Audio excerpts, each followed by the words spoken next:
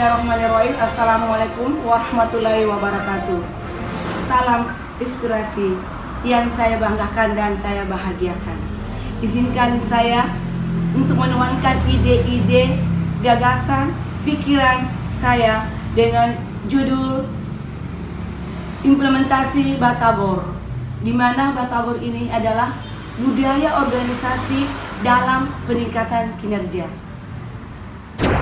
Oke, izinkan saya untuk menyampaikan hasil draft penulisan buku saya dengan tema implementasi Batagor oleh saya sendiri, Haji Narwati,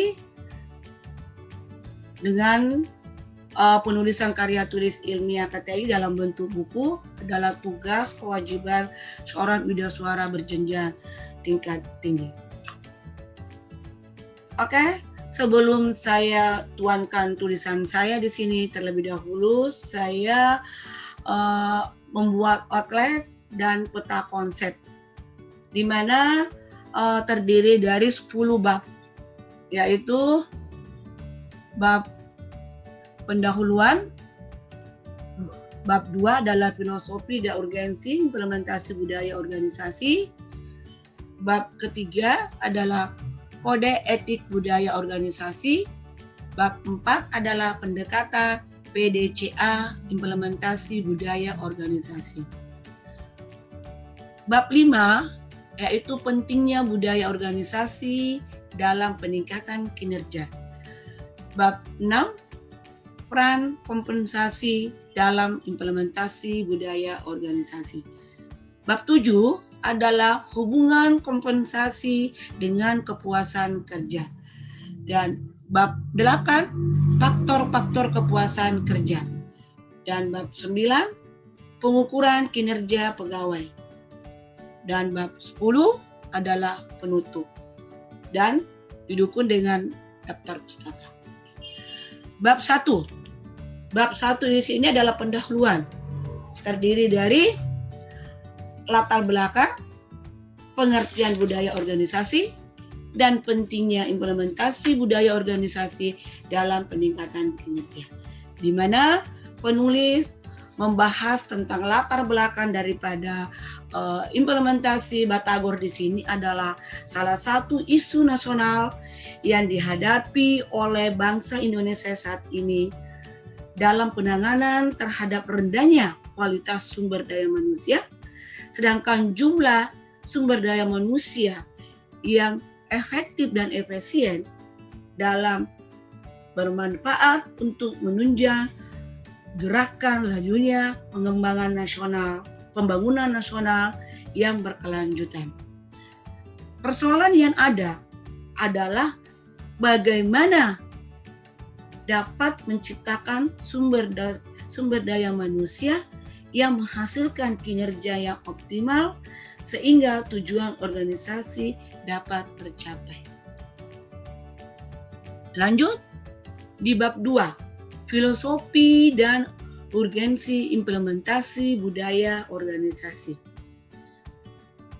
Di mana bab ini penulis menguraikan filosofi implementasi budaya organisasi dan berbagai teori dan pendapat dan definisi dari implementasi dan budaya organisasi dan pengukuran kinerja untuk mencapai tujuan organisasi. Di bab 3, kode etik budaya organisasi. Di mana bab ini penulis akan membahas kode etik budaya organisasi dalam peningkatan kinerja pegawai, serta implementasi diharapkan menjadi pedoman perilaku budaya organisasi sehingga akan dapat memberikan gambaran standar perilaku dalam organisasi. Lanjut, bab 4 adalah pendekatan PDCA implementasi budaya. Bab ini penulis akan membahas proses pemecahan masalah 4 langkah yang umum digunakan dalam pengendalian kualitas ruang lingkup yang harus dipahami yang berkaitan dengan hal tersebut. Hal tersebut diantaranya adalah pengertian dari siklus implementasi PDCA itu sendiri. Di mana kita ketahui bahwa PDCA itu adalah plan, do, check, dan action.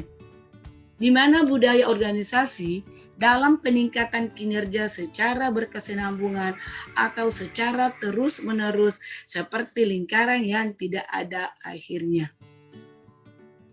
Lanjut di bab 5. Pentingnya budaya organisasi dalam peningkatan kinerja. Bab ini penulis membahas terkait pentingnya implementasi budaya organisasi dalam peningkatan kinerja pegawai untuk memperoleh hasil si pekerja yang kompeten yang mencapai tujuan organisasi itu sendiri. Lanjut di bab 6 adalah peran kompensasi dalam implementasi budaya organisasi. Di mana bab ini penulis membahas peran-peran kompensasi dalam budaya organisasi.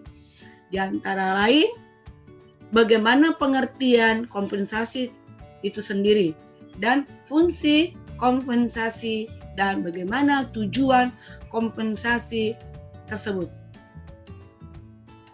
Lanjut di bab 7. Hubungan kompensasi dengan kepuasan kerja. Di mana bab ini penulis membahas tentang kerangka dasar teori terkait dengan hubungan dan karakteristik kepuasan dan kompensasi dalam meningkatkan kinerja dan teori kinerja pegawai tersebut. Bab 8 adalah faktor-faktor kepuasan kinerja.